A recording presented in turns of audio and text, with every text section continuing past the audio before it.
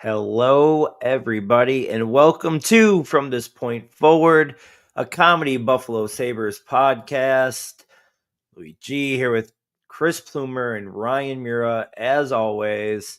Couple weeks of games to catch up on here. We have Chris's Tage Thompson classic finale story. It's gonna be a fun show. So let's go.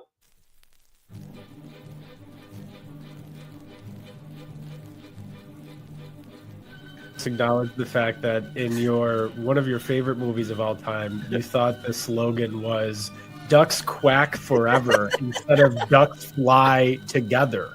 You also think they live in wells. It's the whole theme of the movie, Lou. But he had the duck call. They go quack.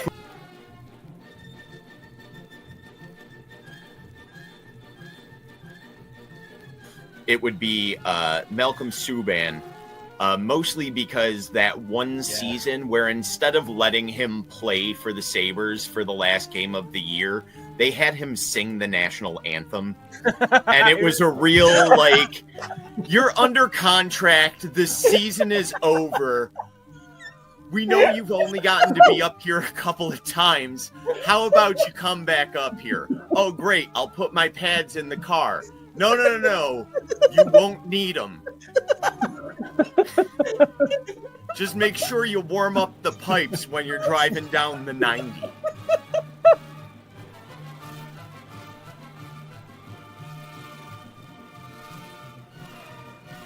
Mitch Marner. You heard it, Mitch. If you want to sign here, you can drill Ryan's mom.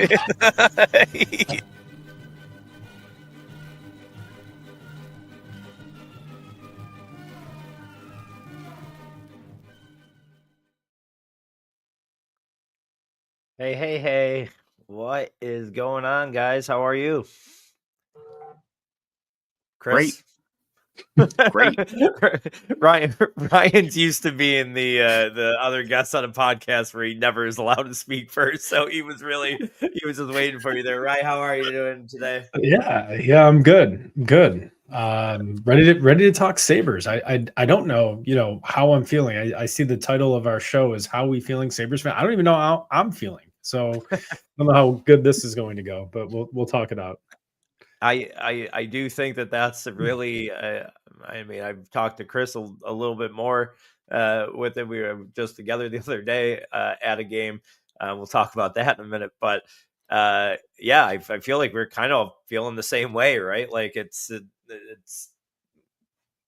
I think there's reasons to be optimistic here, but it's still not sure which side of this team's going to go in this whole Eastern Conference right now. You see, last place is it's still a game over 500. It's so tight right now up front, so it's hard to tell what we're seeing. But first, before we get into any kind of Sabres chat, Chris, you had to complete your punishment for the Tage Thompson Parm Classic, I think we called it. And you did it impressively. I'll let you tell the story. And I was there to witness it, but how did it feel? How did you get through it? And, well, the big Tage Parm Classic. Let's just say, Ryan, we figured out how everybody on the team managed to put on 20 pounds this offseason. I'm assuming they had them quality control and test these sandwiches. It was 2 feet of a chicken parm, real vodka tomato sauce on there, real mozzarella. The bread was not a standard sub roll. It was like a 2-foot loaf of Italian bread, thick, heavy bread, drizzled in butter. Too much butter. Enough butter that it made Jack Quinn feel better about JJ Peterka moving to Utah. So much butter. It hurt. Lou and a couple other friends were there cheering me on.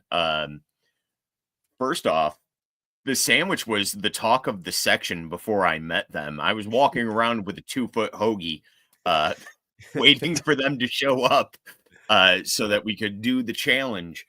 And people in the row were like, "Where'd you get that sandwich? What's going on with that sandwich? You're eating that sandwich. Why are you doing this to yourself?" It was great. I was very popular. And then I ate way too much food. I felt like I was hungover the next day. It was incredible. The part where, and I should have downloaded the videos, but you can go to our socials, I'm sure, to see videos that we posted along the way of Chris's triumph here. But he was really struggling about halfway through the second part. It's a 4-part thing, and at that point I'm like, this isn't happening. And in his head, he was starting to justify to me that, hey, I'm just gonna struggle through this rest of this half, and then I'll rest, I'll get it together, and then in the third I'll finish it. And we all looked at him and go, no, dude, you cannot do that. It's absolutely, you will get full, you will look at that third and fourth piece like it is the worst thing that ever happened in your life. There's no way you're getting back to it. And we talked him into toughing it out, going straight through. Because, come on, dude. Do you think you would have got through it the other way?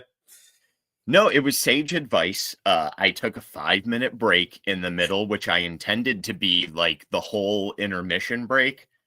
And then I'll take one piece down in the second and one piece down in the third. We never returned to our seats after you all left for the third period. We went into the booth at the Odd Club, and I just kind of slunk in the corner, doing my darndest to root them on to victory. We at least got the overtime point out of it, and then I managed to stumble back to the car and make it home. Man, real vodka in that vodka sauce, I'm assuming. I'm just picturing you walking around the concourse with this 2-foot long sub. It's like the same reason I refuse to take the big carts at Wegmans, because I can't maneuver it. I'd be like bumping into people. It's terrible. So props. And I also am mad that I've not seen like a mashed up video, like start to finish. Like, give me do we have like a time lapse? Can we do like a sped up video of this? Like, I need to see the whole thing. You know what? I have all the videos, so I can definitely work on it. I did not sit there and videotape him for the 45 to 50 minutes straight that it took him to eat it, but I do have a good time lapse already. So yeah, I think I can make something happen with that, and we'll share it somewhere in the socials and have it forever. Chris, before we move on, just kudos. We know Ryan would have never paid his side of the bet. No way he's getting through it. Here's my thing. I think you would have tried, and then you would have done the same thing that Chris was going to try to do. You'd be like, I'm going to have one a period, and then I'll really. I think you would have mishandled it. I don't think you understand how impressive this thing looked live, and I don't as a newly. I'm not far away from fat guy status. I don't know if I could have done it. It may be fat guy status, but it was an impressive feat. Yeah, it would. I don't think I believed at any point until you got through the third that you were going to get there, and then even through the fourth, I was like, oh man, this dude hasn't drank in 8 years or something. You haven't had a drink. Yeah. And I was like, this is about to have his first puking rally in like a decade, and it's going to be over a damn sub. It's not even, I thought he was going to have to go lose it like midway through the fourth and come back and finish. It was impressive, dude. So I'll give you that. Brian, did we lose you? Uh-oh. He's just that impressed. Yeah, for a second. I think I'm back though. Oh yeah, you look good. I was like, you just were you're like just frozen. We're like, oh shit. That's how impressed he was. Well, all right. Well, let's get into again why we can't get a good read on this team. It just stayed the same since we've left you during the Canadians game that they lost. We've split 6 games, or no, 4-2. Sorry, 4-2 since that game, because I was counting the Canadians. So the Red Wings, and then the Toronto back to back was like they were the better team. Let's start right there. I mean, they were the better team both of those games by far. Yeah. UPL gets thrown into that second game because of the injury to Ellis in the morning, probably way earlier than they wanted him up there. Brian, I know you got your beefs with this whole situation too, so I guess I'll let you start here, and you could kind of talk about the weekend, but also this is a good time to start us on this goaltending thing, because I know we've had a lot of discussions privately about it. Well, goaltending it's really hard to find. Don't have a guy, and I think that if you don't have a guy or the guy, that's when you need to really be riding the hot hand. And to a certain extent, you can't really blame the Sabres for what happened when Ellis got hurt, because you can't plan for that. And UPL is really the only option at that point. You're not going to play Lyon on a back-to-back. I get it. So it's just unfortunate that this is already how he's looking to start the season, because UPL now I'm speaking about, because I didn't have the most confidence going into it. And now it's like a self-fulfilling prophecy. I'm like, oh, here we go again. But it's a streaky thing. So, perhaps they hold on to him long enough to get him start playing well. But you have 3 guys here now, and it's a log jam, so to speak. And so, you can't risk losing Ellis. You have to keep him up. Lyon's been playing too well to not really give him games. So now it's decision time. So is it a trade? I don't know what you're getting, if anything, for UPL. I don't think you can just send him to the minors. I don't know what to do. Chris, you have an idea what we should do here? I have no goddamn clue. I mean, at some point it's going to have to be a move. If you just try to let Ellis go down to Rochester and have him clear waivers, I think his AHL performance last year, his, nationally broadcast game performance, like, he looked great. I don't think you get a ton of value for him. Maybe you can work some kind of package for something that you need. This team is bitten by the injury bug. They need help down the middle. You got 3 goalies who all seem to be doing well to pretty well. UPL I was worried about until that last game, that Capitals game. He really turned back into form that we were kind of hoping he would be. I guess take the next week or so, 2 weeks, see how things are looking, and they got to pull the trigger on somebody, though. Somebody has to go. Yeah, I mean, it makes sense to be UPL, but I think this might be a thing where how much would they even get, to Ryan's point?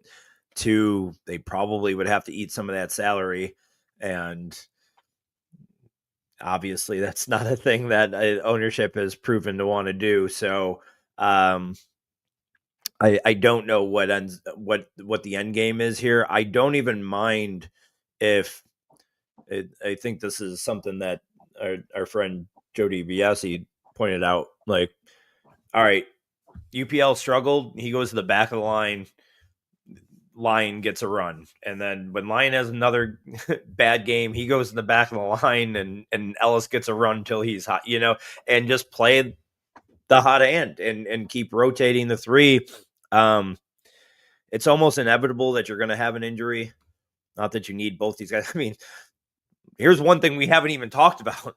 Devin Levi is like 5-1? He's got like a 1 point something goals. I mean, he's lighting it up right now in the AHL. So, I mean, you got the kid that you wanted to come make an impact this year, doing exactly what you would have wanted him to do in almost any other scenario, but you have 3 guys on the roster. So, whatever, even if it's Lyon or Ellis that has made a good, good impression here early on to another team, and you get an asset back.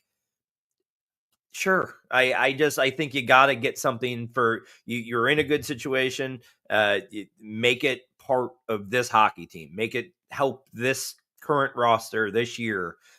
Because I do think they're good enough to be a playoff team right now. And 3 goalies are probably not going to be impactful as maybe say forward right now because the team is running out of them. So I don't know. We'll see how they go, but let's get back at least into the Toronto series a little bit. I know we're going back here a week and a half or so, but I really think that was the first sign of me being like, okay, they're good, or not bad. I'll say, I think they are that fringe playoff team, and I mean they dominated them really especially the night before, but I thought that they played better than them by a decent margin on that second game too. So that was my turning point where I'm like, all right, I started believing in them. I don't know if you guys have anything specific from that weekend that you want to talk about, Chris. I think it kind of plays out from that weekend over the next few games. Like that second Toronto game, they outplayed them 90% of the game. It goes to overtime and they lose it there. But how many times last year could they not even get to overtime? You know what I mean? Like the second night of a back-to-back, they outplay a team, kind of start to lose some steam in the third period, and they wind up losing by 2 goals at least, and they kind of kept that up for the games afterwards too, where it sucks that they lost out on a point in a couple of those games, especially when they had a lead in the third, but I'm grasping for small victories here. You know what I mean? There was never a game where they looked like they were in over their head late. They've had some slow starts, but late in the game when this team usually crumbles, they've been looking good. They've been aggressive. They've been trying to close it out in regulation, and it's refreshing to see finally. I think what you're speaking about there, Chris, and I think that's one of my observations going, from these first couple of games, is their compete level has been there for most of the games. And, I know it's a cliche in hockey terms, but I think back to those Ron Rolston coach teams, and I would just see the effort on the ice was so non-existent. It was so obvious that they were just dogging it.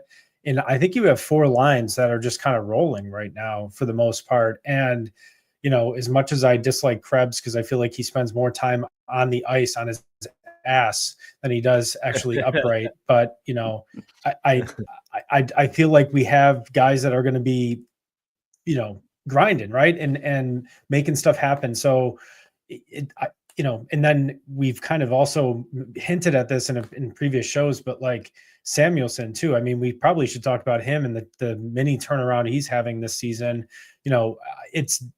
I was hating on him at the beginning of the season too. And then you watch his game. It's like, wow, he actually is moving the puck up. He's creating chances offensively. You have him out there on a 4-on-3 opportunity too. And it's not even crazy because he can step up into the play and generate offense. So I'm pleasantly surprised to see that with his minutes. It, raises questions for me about them. What do you do with Byram? But there are these signs, right? These signs that you say, fringe playoff team, progress from last year. Yeah, that's for sure. But it's got to be consistent. Now you can't have those stretches of games where you just completely fall apart for 10, 12 games. And that's an eighth of your season.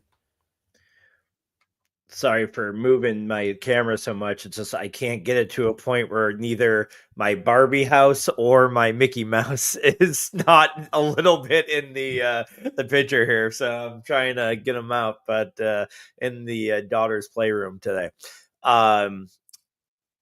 Yeah, the Samuelson thing, maybe it's those extra pounds, huh? I mean, he really has looked like the guy they gave that contract to, and we were all like, "Oh, this is amazing!" Like, I mean, you got him signed for almost nothing for a really long period of time, and if he only got better from there, he looks. I don't want to say better than that year, but he looks back to that form for sure, and in a place where a lot of us were ready to buy him out for just to get him off the roster. So and he has become 100% an asset in a year that, of course, Byram looks like. I mean, Byram might be compared to expectations, probably the worst performing Sabre right now, but Dahlin might be pretty close to him.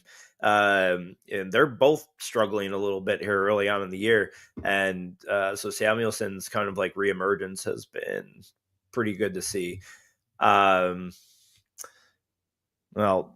Chris, you mentioned small victories. Another little small victory for the podcast. Some injuries up front means another opportunity for our boy Mason Gertson, I would say, here in the next game.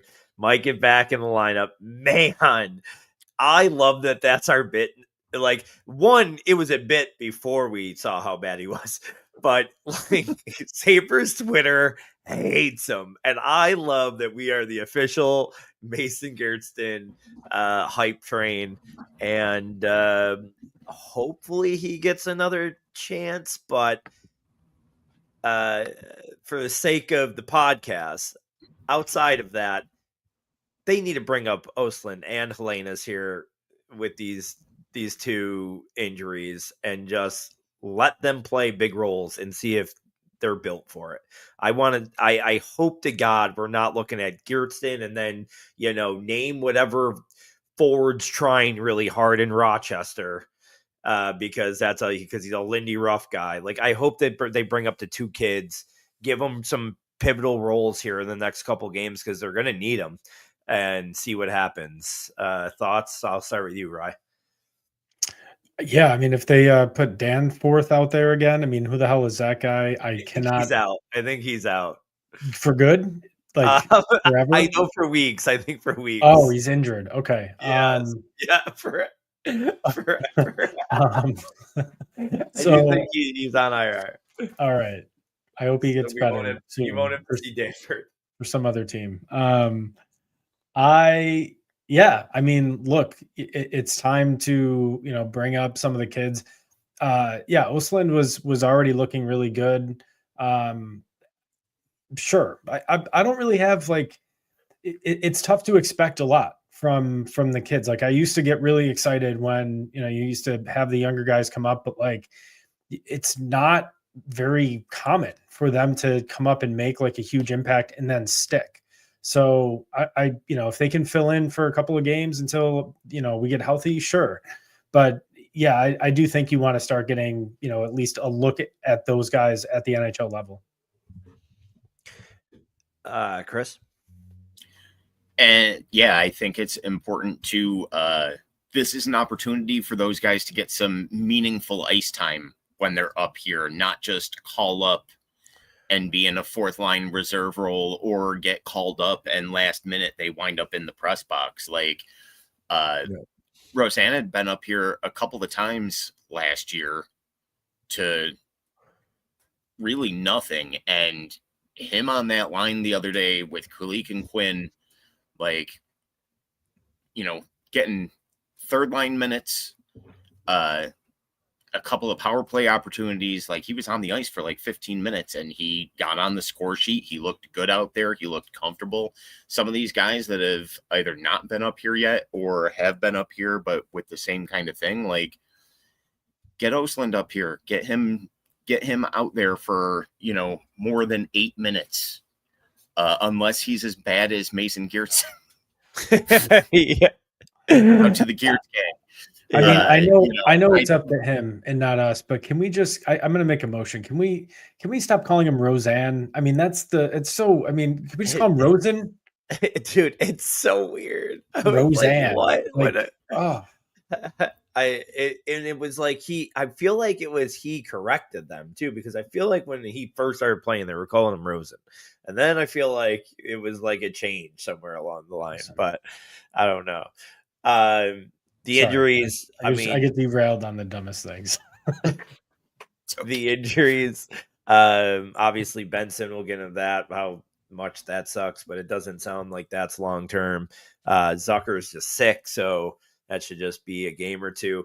The coach thing sounded weird at first. Like there was a weird clip, Ruff saying like it wasn't really a injury or a health thing. So I was like, is it mental health? Like when, and I texted you guys that, like not knowing, but then it came out. Did you hear Ruff's fucking shade he sent to Coolidge? And this, like, his quote was, "Yeah, it's a health thing. You know, like when little kids get fluid in their ears." Like, I mean, that's what he was trying. I'm sure he's just trying to explain what it is. He's got like some fluid back up, and he's probably, got like that in the plane pressure feeling type of thing. But the fact that he dropped like the little kids, it's when like little pussies don't want to go to school when they're 6, and they say that they got, like, he threw some shade there. I thought that was pretty funny, but that's kind of a rough quote. He's got to go to the nurse and get one of those warmed paper towels that are in the plastic bags. You ever have to do that, right? You got the ear infection. Yeah, that should help. Just put him up, get him a couple of those. Give maybe some Tylenol. He'll be all right. What's scary about that type of thing is that I just hope that it's not something like, something like he has vertigo or like has some form of like buildup that like it's some weird, and now he's spending 3 months going to tests on why his ears are building fluid. Like that's where my head goes at, because it's the fucking Sabres, and I'm like, this dude's gonna have some weird disease that we've never heard of that builds fluid in your ears. Are you trying to dance around him developing a brain tumor during Hockey Fights Cancer Month, Lou? Is that what's happening right now? I literally just mushed him. Oh, Mira, in a wonderful Louis the Mush moment, we were watching Chris do his mission. So we've spent not the majority, the full game at the Odd Club, watching just on the screens and watching Chris try to conquer his goal. But one of the power plays started for Columbus, and Chris made a comment about something about dumb penalty or there, and right away I was like, oh, but we're like the best penalty killing team in the league. 5 seconds later, just 5 seconds, goal. Just not even words out of my mouth before I had to walk away because they were calling me the mush. But I just had an idea, inspiration. Do you think, Chris, that if they held a promotion, that if you finish that thing in 72 minutes for Tage's number, it was free? Do you think you could do it in an hour and 12 minutes? Oh, he did it. I think you did it in that time frame. I think he did it in that time frame. He was done by the end of the first 50. Yeah, I think you did it in less than 50, even, because you probably started 20 minutes into the game because we were late. Yeah. So you probably had 20 minutes of a period, 15-minute intermission. I think you finished it before the first intermission, right? Or did you go into right the at second? Like the horn sounded when I took the last bite. So yeah, I think he did it in pretty decent time. He did start, because I don't know if you made the joke or he made the joke or we made the joke off air, to be honest. But one of you had said something about 7 minutes and 2 seconds. So Chris went into that thinking he was going to try to do it in 7 minutes. No. I did not think I was going to do that. Okay. No. I'm not. It took like 7 minutes to eat that. Like, not even the entire first section. It would have taken you 7 minutes and 2 seconds just to eat half of the bread. That's how. Plus, like, my friend, our mutual friend, made us late, so he waited for us to eat it. So he bought it like 25, 30 minutes before he started eating it. So the bread even got tougher, more stale to start chewing at. Dude, You it should was have so totally done a Kobayashi and dunked that thing in water and just got all just gross. The problem with KeyBank Center there, Ryan, is that chicken water barf isn't and free. water. Yeah, that's right. I'm already $50 in on the sandwich. I can't go another 45 on waters to dunk the bread. Listen, you explain to the nice woman at the stand that you have to eat this entire thing for yourself on a podcast. She's going to pity give you a water 100%. Such a great bit. I mean, I guess earlier today it seemed like these, 2 injuries, we didn't know about what they were with Zucker and Coolidge. So now that they just look day to day. I mean, you still got Benson saying week to week, so who knows what that looks like. But I just don't want them to get into a situation with the Darlene injury last year where he gets hurt. They go on that horrible run and they waited too long. Like, make the move now. If there's a forward out there that you can go get for one of these goalies or even whatever you got to do, go do it now. Don't wait until they lose 3 straight games in a row, because this might be a team that just is going to win 2, lose 1, like whatever. But you got to avoid that 6-7 game streak that they've done every year of this drought. Sorry. Yeah, I think it's just being slightly above average for longer stretches this year. That's really not that huge of a bar to clear. And then you hope that over the course of the season, and then with a couple of key moves, which you're trusting your general manager to make around the deadline or sometime before, like potentially moving Tuck, or I think that's got to happen now, right? With the market price going up. I mean, that just seems like you need to restock at that, but who knows? I don't think so. I think that if they are anywhere close to a playoff spot, they'll keep them unless they can make a hockey trade. And not what will they do? What should they do? I think they should move them still. Totally do. Even I'm saying Come on, you think that you move Tuck off the team, you're gonna collapse? You don't have enough, leadership. You don't have enough. I mean, he's not offensive firepower right now. He's an all around player. He's a 2-way guy, But I'm not saying he's not important. But do you have an epic collapse because he's not on the team? No, I don't think so. Should you pay that guy $12 million a year? Then no, you definitely shouldn't. I do want to avoid that, and that's what sucks. But I think they get it done, and I think it gets done close to 12. I bet you it's the 11.5, and I'm fine. I'm fine. Bad. I don't get it either. I think it's high, but I also think it's the market. And where do you go replace him? Because what's the top guy now? Adrian Kempe. Now that everyone's signing, like, he's gonna get 12. Is Kempe better than Tuck? Yes.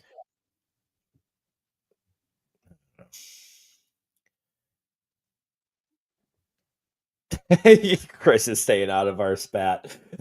Chris is like, I'm gonna let these 2 bitches fight, and I'm not gonna end up. I just think there's a little a lack of foresight on Ryan's part, saying this team isn't going to fall apart, because this is the house that Mason Geertsen and Friendship built.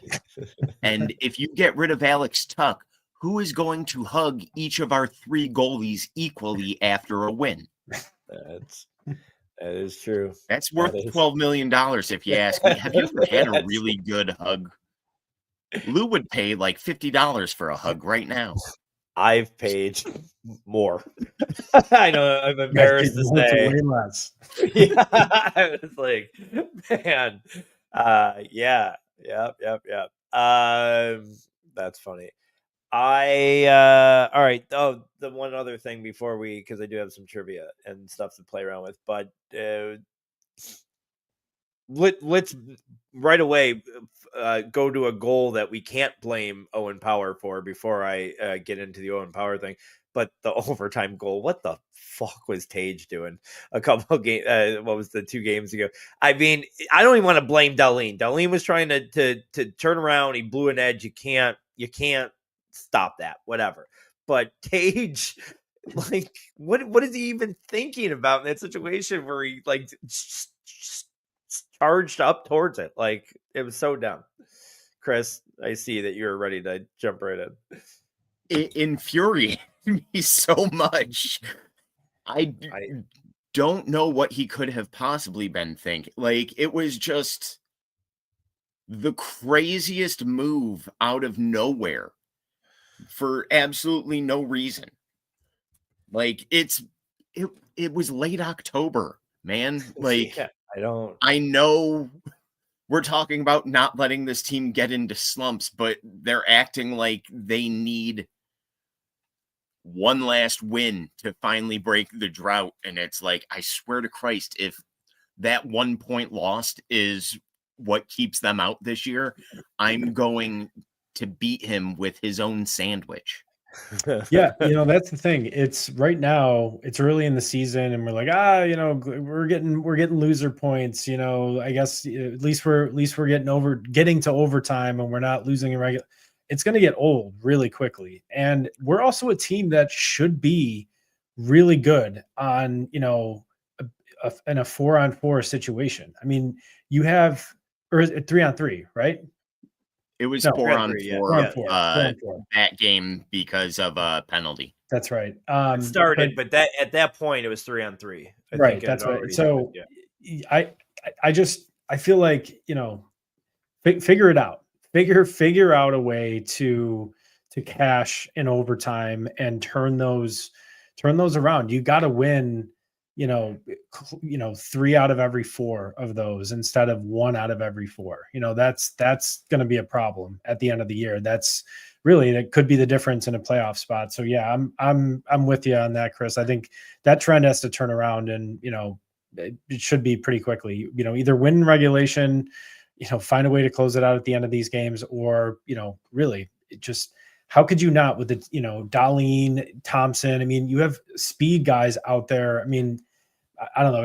You should be able to make that work. Yeah, I it's just I mean, dumbest thing. He has really come on the last 3 or 4 games. So I was worried about him to start the year, but he was still shooting the puck well. He was just not getting the luck. I feel like those last 4 games, he's been super aggressive. He's shooting from everywhere. The one game he had like 12 shots on net. So I think he's getting it together. Darlene's still a little scary, but the one polarizing guy, and we're not gonna end this debate today because it will be going on probably until this dude's 40 years old, and there will still be people on both sides of this argument because both sides are so stubborn. But man, I've never seen a fan base so polarizing about a good player, Owen Power. People that want to hate him absolutely hate him. On the one overtime goal before the game that Tage messed up, that everybody was shitting on him for, it was absolutely not his fault. I think it was one of the forwards that lost containment up top at the blue line, and then he just got stuck. He did get a little bit outpowered at the goal, but everything, all the analytics show that he produces more goals for this team than any other defenseman. So I don't get the hate, but good, bad, Ryan, what side are you on? Are you still undecided? No, I think he's fine. I just, my biggest problem with him is that, again, it's like we get this first overall pick in a year. It's like he's not a first overall pick worthy player. He's not. So I get so frustrated about that. It's like, how the hell can we not win it in a year when there's a Matthews or a Bedard, or I mean, I guess I wouldn't even say this past year, but I don't know. I'm just that's what frustrates me is like you don't have like an impact number one overall player on your team. So if I think he's good, I think he's good. I just don't really get into this debate because to me, there's always going to be a disappointment because he's not going to live up to that first overall pick status. Chris. I agree with you on the not a true number one overall pick kind of player. I agree that also for the most part he's fine. And Lou, I know you love your analytics, and I know that they say he's great, but I'm going to tell you what fires this fan base up. The same thing that was getting everybody with Samuelson over the past year at the most inopportune times is when a goal goes in that costs them the game, costs them the lead, and you look and it's Owen Power in front of the net, not covering a guy, not tangled up with a guy. The guy's getting a clean look, going over the pads, and that's what sticks with nobody gives a shit that he set up 2 goals earlier in the game when he gives up the one that cost them the game at the end, you know? I think that's the biggest knock on him. He does have some of the greatest hair on the team, though, I would say. Got it. That is true. Good. Really good hair. Got to give him that. And compliment sandwich. Very nice. That was it. I'm a fan. He's still so young. He can still build into it a little bit. Again, I'm way more concerned about how Dahlin's looked early on here. I don't know if it's a sense of him just trying too hard or just trying to do too much, but you know, he hasn't created as much offense. He has been a little bit iffy in his own in his own end. Like, so confident he gets it together, but you mentioned hating. You mentioned how young he is. I just got a thought in my head. Owen Power is the Sabres version of Tremaine Edmonds. Exactly. I knew you were getting there. I didn't even want you to get to the punchline because I knew exactly what you were gonna say. He is the 5-year veteran, but he's only 23. Yeah. Give him time, guys. You never know. You never know. He did have a pick 6 the other day. Yesterday. Yeah. And the guy's only 26 years old. Yeah, good thing. So right. I think again, I'm gonna give Joe credit twice in an episode. I think it was Sneaky Joe that retweeted. He goes, and just think he's only 21 years old. Like the video of him scoring the touchdown. It just goes down in Buffalo lore, you know, like Tyler Ennis, Mike Weber in a second. You know, it's just one of those things, you know. Yep. For sure. What else? Oh, I like to tell you a little story that I read today. I was looking for I was looking up dumb Sabre shit, and I found this this story about how Brendan Shanahan when he was like a teenager, like 14, 15 years old, he was skating in a rink, heard that Rick Vive was skating at the rink like next to him. So he like went over there, asked him for his autograph. Like, I guess he was a dick, turned him down, said he wouldn't give it to him or whatever. 4 years later, Shanahan's a rookie, just gets drafted. Rick Vive at that time, he was with the Sabres. Shanahan got drafted that year and went right to the lineup with New Jersey. And right off the opening faceoff, Shanahan just attacks Vive, just whoops his ass. Vive wasn't like much of a fighter. And whatever, they do their 5 minutes in the penalty box, and he comes out, Vive, and like asked like one of his former teammates that was over there. It was like, what the fuck's wrong with that kid? You know, or whatever. And they're like, and the kid's like, I guess you didn't sign his autograph 4 years ago. And he's really holding some hostility. I just thought that was like the funniest story. Have you guys ever been shunned for an autograph? Any stories of where somebody shunned you?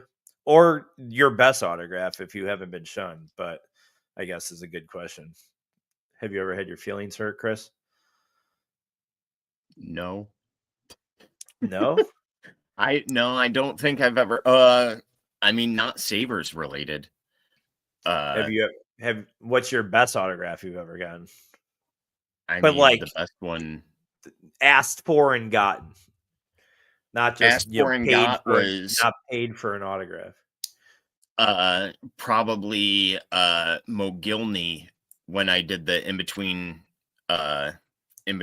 periods little mini mites Oh, intermission game yeah. back in like 91. Most of the players were more focused on the game, but he was actually cool and signed a couple things for people. That's actually crazy because I went to the 93, maybe 94 Sabres Carnival. I'll never forget. Mogilny was the only one that didn't show up. Everybody the rumor was that he was drunk and didn't show up, but the whole team was there. Mogilny did not have a booth, and that was the night after Hasek's DWI. So Hasek wasn't there either. And it was so crazy because, that's the day, those days are before the internet. And we were driving to the arena when they like announced it on the radio that he got arrested. We're like, oh, I don't think he's going to be there today. But that's good. Ryan, have you ever been shunned? No, but first, how mentally weak are you if you're Brendan Shanahan and you are holding a grudge against Rick Vive because he doesn't sign your, puck or something? And he said like 4 years ago. So what? He was like 15 years old. He was a teenager. Yeah. I mean, Yeah. I think this story is looking worse and worse for Brendan Shanahan the more I'm hearing about it. No, I've never been shunned by an adult man when I've asked him for an autograph in my life. But you were shunned by JJ Zacharyson. No, I was not shunned. I was temporarily. It was delayed. It was a delayed interaction. I had to wait for them to finish a very important conversation for 3.5 minutes. But a persistence pays. Listen, it's business. It's show business, baby. What was I going to say about this? I've never been shunned to get an autograph. My nephew, Josh Allen's rookie year, got his autograph when we were at training camp at St. John Fisher. Came over to like a scrum. I got like a video of him getting a signed football from him, so that was pretty cool. Yeah, no, I don't really have any other like cool autograph stories. I just think it's absolutely pathetic that Brendan Shanahan just like I'm just picturing he just like assaulted the man because he didn't sign his autograph. Like that is I'm on Rick Vibe's side for the record. Brendan Shanahan was in charge of player safety like 2 years ago. And he's telling stories about fighting a guy half a decade after he didn't sign an autograph for him when he was just hanging out on his personal time.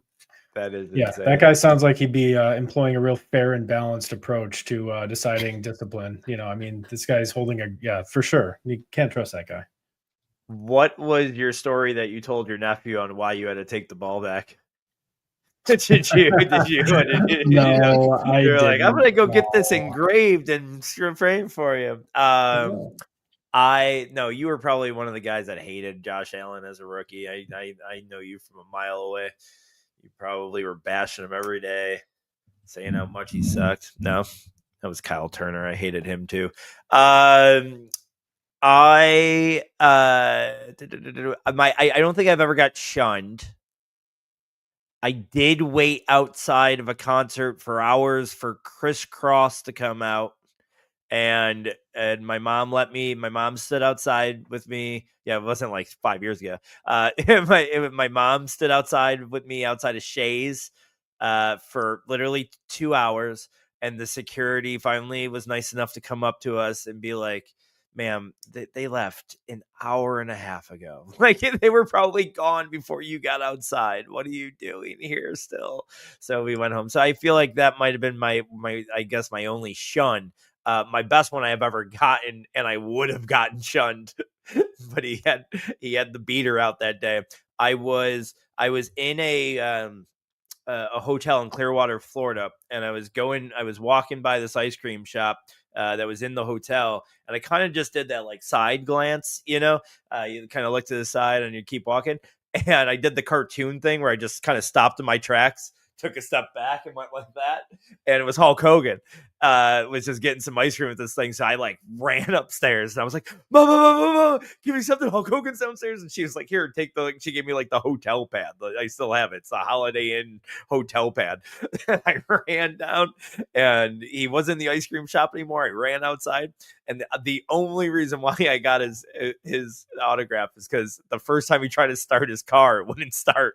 He had like this old ass like beater out. I don't know if it was because it was like a cool ride that he liked to ride, or if it's because he didn't want to be noticed or whatever. But the first time he tried to turn the car over, it wouldn't turn over, so I had a few extra seconds.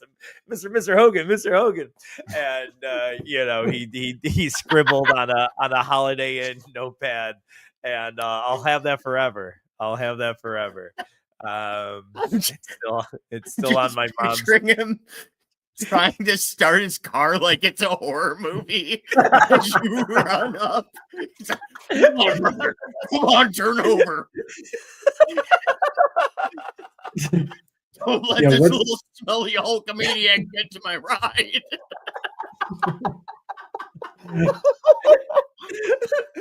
He's mad because you're getting your little ice cream fingers all over the window.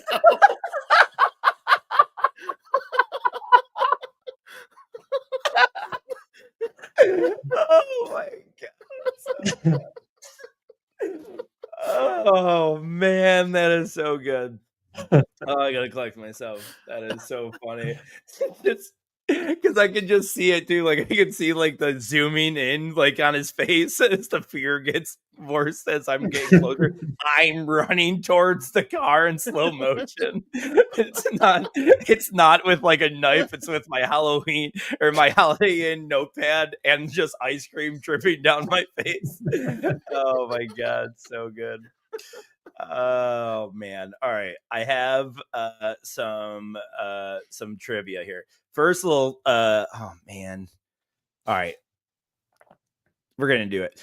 All right. I was gonna do like a whole Jeopardy thing, but I'm just gonna but I didn't do it. So then I was like, oh, I got some NHL love affair questions here. I don't know how much you guys are up in your NHL relationships. Future relation. All right. 90s.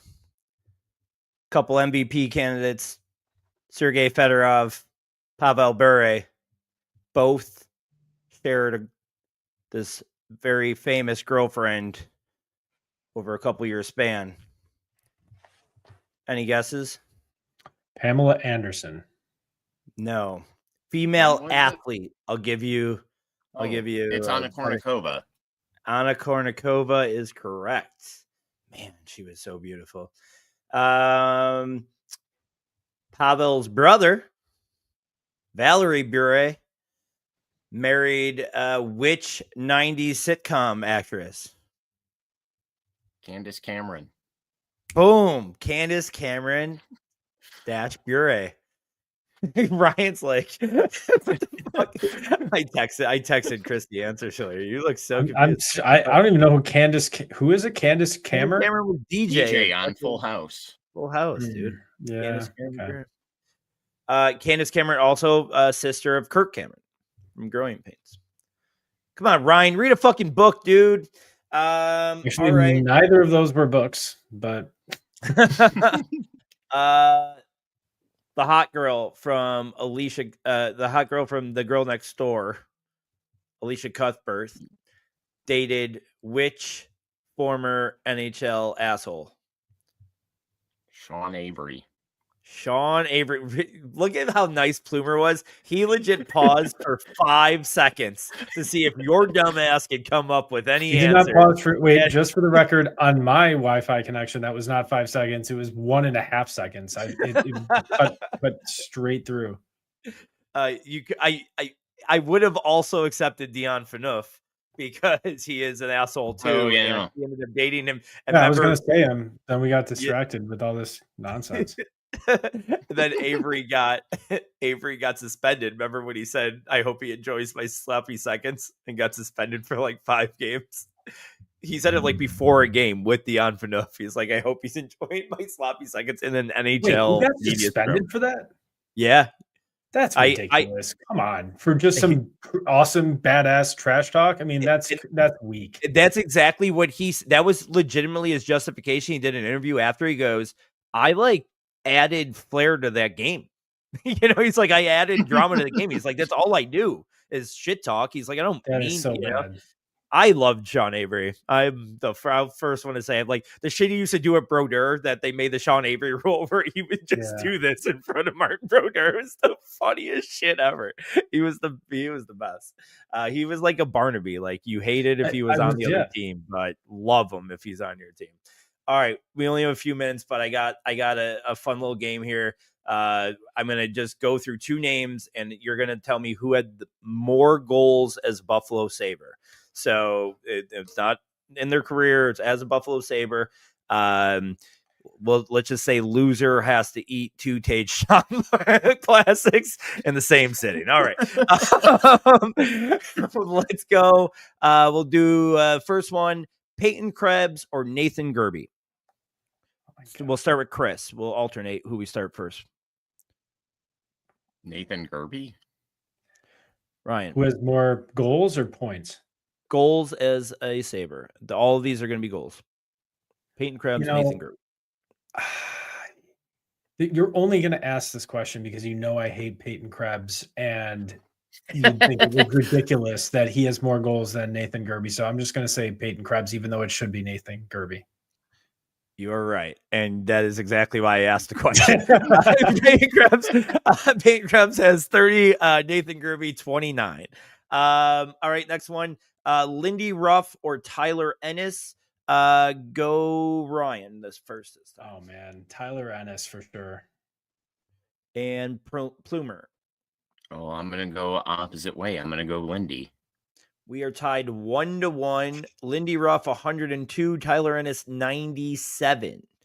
Taylor Pyatt or Rob Ray, Chris.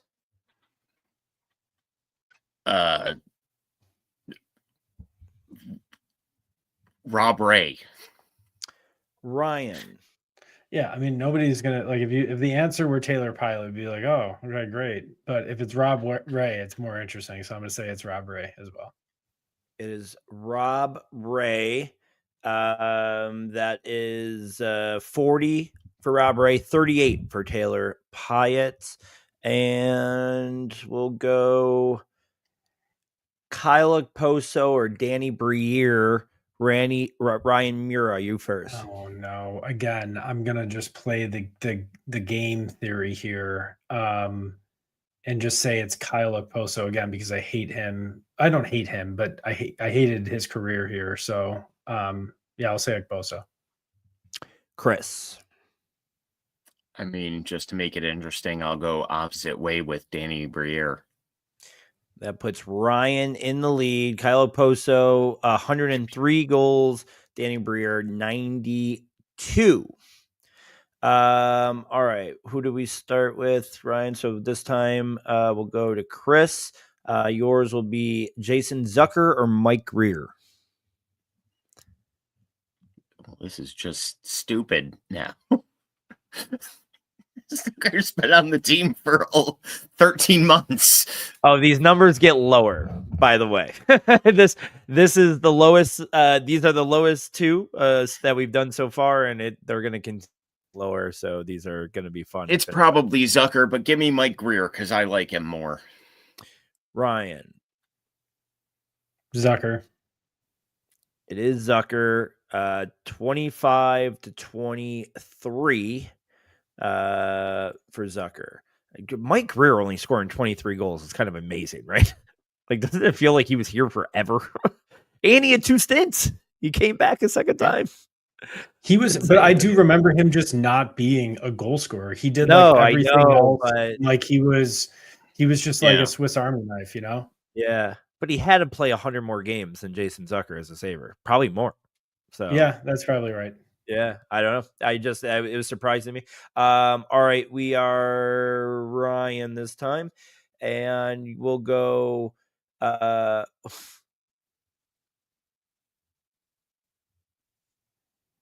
I got it. Okay, sorry. We'll go Henry Yokiharu or Steve Ott. Oh my gosh. Again, I'm just gonna pick what I think would be more ridiculous, but I'll say Yoki Haru. And Chris. I'll go Steve Ott.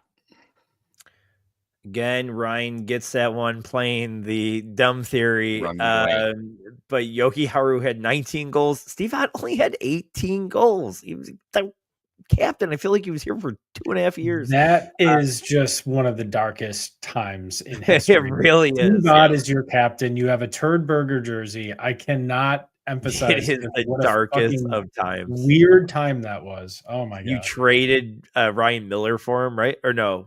Was he in the Ryan Miller trade? No, he got traded with Ryan Miller out to St. Louis. Yeah. Right? Mm-hmm. Yes. Yep. For fucking William Carrier. Listen, some other garbage. Future Vegas Golden Knight. Little did we know. All right. We started with Ryan, so we'll start with Chris this time. Andre Mazzaros or Michael Grigorenko? Oh, who's Michael Grigorenko? Oh, dude. Sorry. I know it's the other guy, but give me some Mikhail Grigorenko. I believe I drafted him on my All Sabres drought team. Yes, no, it's going to be an all-time funny moment when Andre Mazzaros has more points than that guy, but he did more goals. I bet he does. That's my pick. That's your pick, and you are right. Andre Mazzaros had 7 goals in the 1 year he was with us. I think it was the tank year. Mikhail Grigorenko only scored 6 goals as a Buffalo Sabre. I can't believe he scored 6. Last one. Guy looked like when he was skating, he was using roller skates and everyone else was on ice skates. Like he just out there. It's so true. It was so true. All right. Last one I have is Jason Botterill or Taylor Hall. Ryan. Again, Botterill's got to have more. We'll say Botterill. Chris. Didn't Taylor Hall only score 1 goal with the team? I'll go Taylor Hall. It was 2 for Taylor Hall, but Jason Botterill 3 goals. So Ryan, Ryan takes a big league. So Chris, whenever you want to go get those 2 Tage subs lined up, let us know. I might not know much about 90s wives and husbands of hockey teams, but I do know who's got more goals or how to actually. I actually just know how to play the game of pick what the answer Louis would choose. That's the game theory here.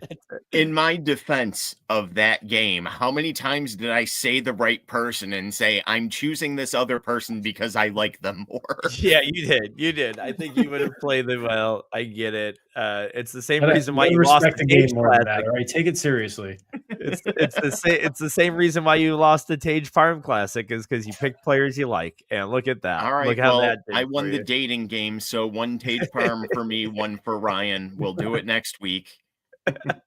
I did have a bonus question in case you guys tied. Obviously, that didn't happen, but we'll see if you guys can come up with this. What we mentioned Lindy Ruff earlier with 102 career goals. What 05-06 mainstay player is tied with Lindy Ruff with 102 goals as a Sabre? A mainstay on the 05-06 teams? Yeah. I'll say Jochen Hesch. Oh, that's a good guess. But you are wrong. Real good guess. But you're in that. I think you're in the right area there. I know. I bet you would come up with your second one. Yeah, I bet you would come up with it in your second one.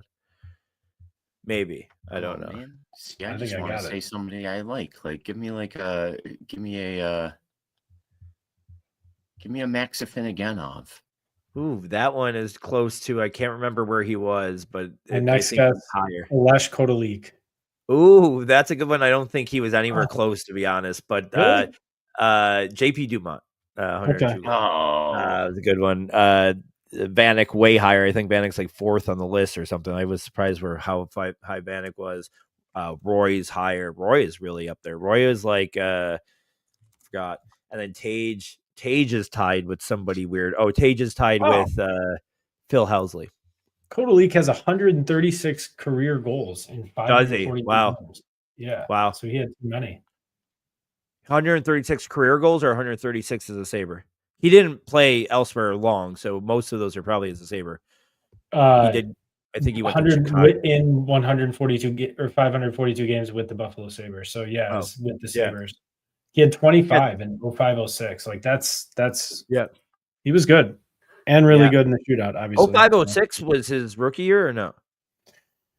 I just closed it. No, I don't think it was. No.